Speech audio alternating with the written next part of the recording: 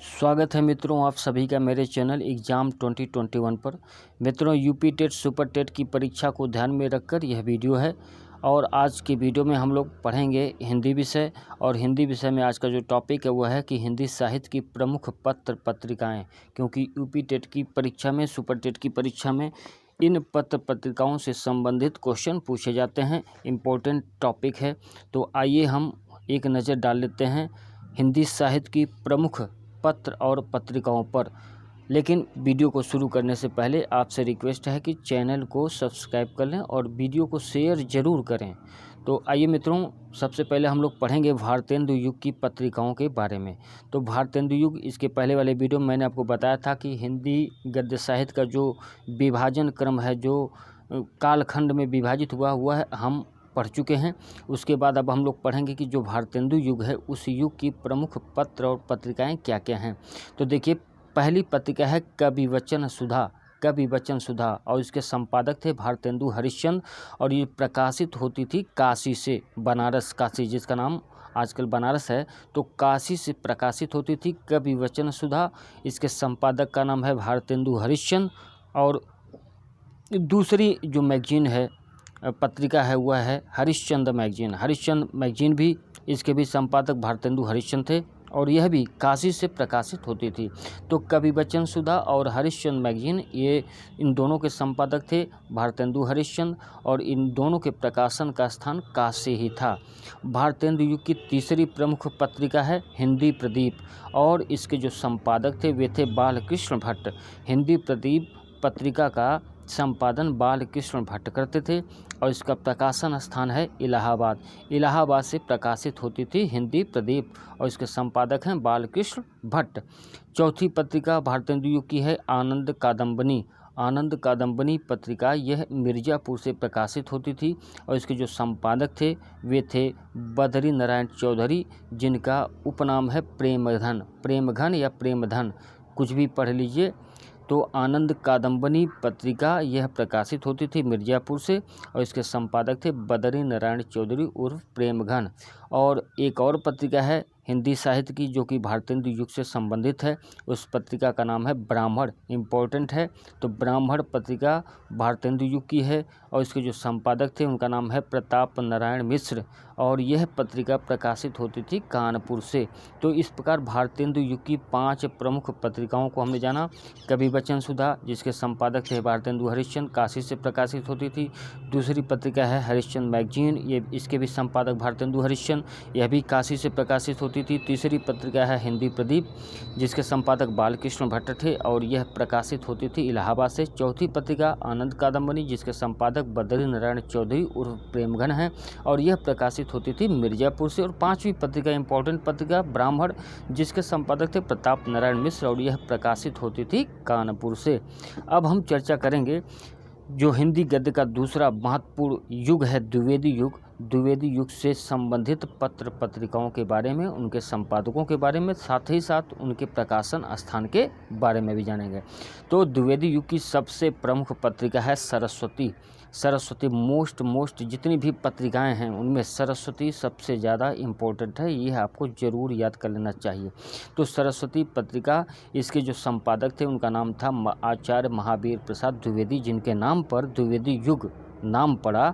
तो आचार्य महावीर प्रसाद द्विवेदी सरस्वती के संपादक थे और यह पत्रिका प्रकाशित होती थी इलाहाबाद से। तो सरस्वती पत्रिका का संपादन इलाहाबाद से होता था। दूसरी महत्वपूर्ण पत्रिका है सुदर्शन। सुदर्शन पत्रिका, इसके संपादक देवकी नंदन खत्री और माधव प्रसाद मिश्र, 2 लोगों के नाम हैं। सुदर्शन पत्रिका, इसके संपादकों में 2 लोगों के नाम है, देवकी नंदन खत्री और माधव प्रसाद मिश्र, और यह पत्रिका प्रकाशित होती थी काशी से। सुदर्शन पत्रिका भी काशी से प्रकाशित होती थी। तीसरी पत्रिका थी समालोचक। द्विवेदी युग की पत्रिका है समालोचक, और इसके जो संपादक थे वे थे चंद्रधर शर्मा गुलेरी, और यह प्रकाशित होती थी जयपुर से। तो द्विवेदी युग की तीसरी प्रमुख पत्रिका समालोचक, चंद्रधर शर्मा गुलेरी इसके संपादक, और जयपुर से प्रकाशित होती थी। चौथी पत्रिका है द्विवेदी युग की इंदु पत्रिका का जो संपादन था वो करते थे अंबिका प्रसाद गुप्त, और यह काशी से प्रकाशित होती थी। तो द्विवेदी युग की पत्रिका इंदु, इसके संपादक थे अंबिका प्रसाद गुप्त और यह प्रकाशित होती थी काशी से। द्विवेदी युग की अगली महत्वपूर्ण इम्पोर्टेंट पत्रिका थी मर्यादा। मर्यादा पत्रिका का नाम है और इसके जो संपादक थे उनका नाम है कृष्णकांत मालवीय और यह प्रकाशित होती थी प्रयाग से। तो मर्यादा पत्रिका प्रकाशित होती थी प्रयाग से और इसके जो संपादक थे वे थे कृष्णकांत मालवीय। अगली पत्रिका जो द्विवेदी युग की है उसका नाम है प्रताप और इसके जो संपादक थे वे थे गणेश शंकर विद्यार्थी। गणेश शंकर विद्यार्थी के संपादन में प्रताप पत्रिका निकलती थी द्विवेदी युग से और इसका जो प्रकाशन स्थान है वह है कानपुर। तो कानपुर से प्रताप नामक पत्रिका प्रकाशित होती थी जिसके संपादक थे गणेश शंकर विद्यार्थी। द्विवेदी युग की अगली इम्पोर्टेंट पत्रिका है प्रभा। प्रभा और ये प्रकाशित होती थी खंडवा से और इसके जो संपादक थे उनका नाम है बालकृष्ण शर्मा नवीन। तो बालकृष्ण शर्मा नवीन के संपादन में प्रभा नामक पत्रिका द्विवेदी युग की छपती थी और इसका प्रकाशन स्थान है खंडवा। अगली पत्रिका जो द्विवेदी युग की है वह है चाँद। चाँद इसके जो संपादक थे उनका नाम है रामरख सहगल या चंडी प्रसाद हृदय। दो लोगों के नाम है रामरख सहगल और चंडी प्रसाद उर्फ हृदय और पत्रिका का नाम है चाँद और इसका प्रकाशन स्थान है प्रयाग। अगली पत्रिका है मित्रों माधुरी। इम्पोर्टेंट पत्रिका है, पूछा जाता है एग्जाम में। तो अगली पत्रिका है माधुरी, इसके संपादक हैं दुलारे लाल भार्गव और यह प्रकाशित होती थी लखनऊ से। तो द्विवेदी युग की पत्रिका माधुरी लखनऊ से प्रकाशित होती थी और उसके जो संपादक थे उनका नाम है दुलारे लाल भार्गव। अब हम बढ़ते हैं छायावादी युग की जो प्रमुख पत्रिकाएं हैं उनकी तरफ। तो छायावादी युग की पहली पत्रिका जो हम लेंगे वह है हंस और इसके जो संपादक थे वे थे मुंशी प्रेमचंद और यह भी काशी यानी कि बनारस से प्रकाशित होती थी। छायावादी युग की सबसे महत्वपूर्ण पत्रिका हंस जिसके संपादक थे प्रेमचंद, यह काशी बनारस से प्रकाशित होती थी। दूसरी प्रमुख पत्रिका है आदर्श या मौजी। आदर्श या मौजी, इसके जो संपादक थे वे थे शिव पूजन सहाय और यह प्रकाशित होती थी कोलकाता से अर्थात कलकत्ता से। तीसरी महत्वपूर्ण पत्रिका छायावादी युग की है सरोज और सरोज पत्रिका के जो संपादक थे उनका नाम था नवजादिक लाल श्रीवास्तव। नवजादिक लाल श्रीवास्तव ये सरोज पत्रिका का संपादन करते थे और इस पत्रिका का जो प्रकाशन स्थान है वह है कोलकाता अर्थात कलकत्ता। अगली महत्वपूर्ण पत्रिका छायावादी युग की है साहित्य संदेश। साहित्य संदेश पत्रिका, इसके संपादक हैं गुलाब राय और यह प्रकाशित होती थी आगरा से। इम्पोर्टेंट है तो याद कर लीजिए। साहित्य संदेश पत्रिका छायावादी युग से है और इसके संपादक हैं गुलाब राय, यह प्रकाशित होती थी आगरा से। और छायावादी युग की एक और अन्य वेरी इम्पोर्टेंट पत्रिका है जिसका नाम है कर्मवीर। तो छायावादी युग की पत्रिका कर्मवीर यह प्रकाशित होती थी जबलपुर से और इसके जो संपादक थे उनका नाम है माखनलाल चतुर्वेदी। तो माखनलाल चतुर्वेदी के संपादन में कर्मवीर पत्रिका जो कि छायावादी युग की है यह प्रकाशित होती थी जबलपुर से। अब आइए बढ़ते हैं छायावादोत्तर युग की प्रमुख पत्र पत्रिकाओं के ऊपर फोकस डालते हैं।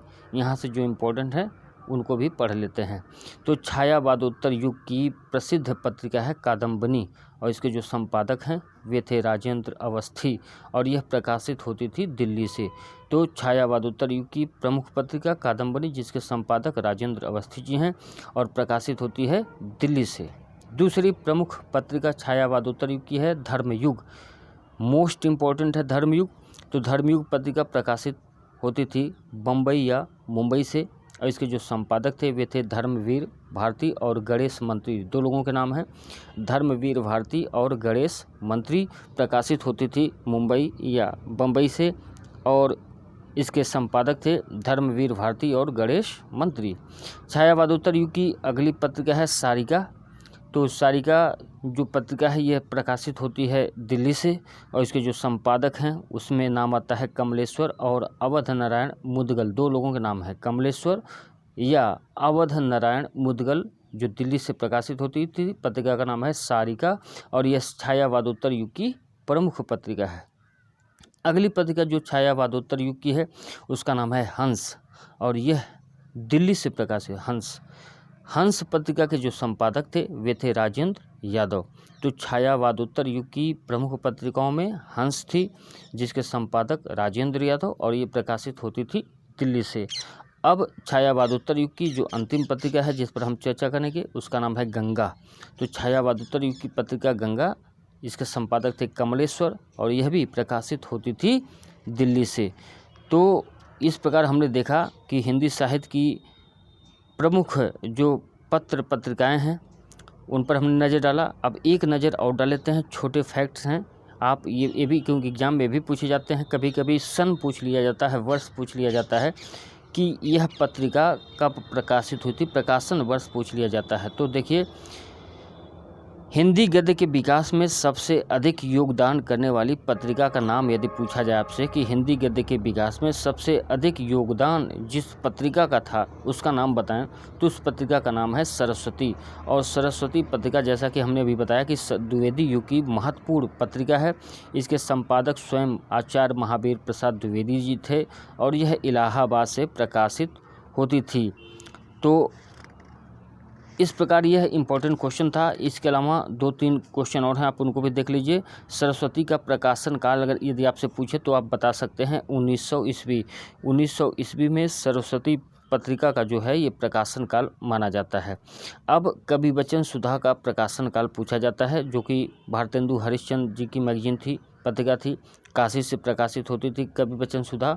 इसके प्रकाशन का काल है 1868।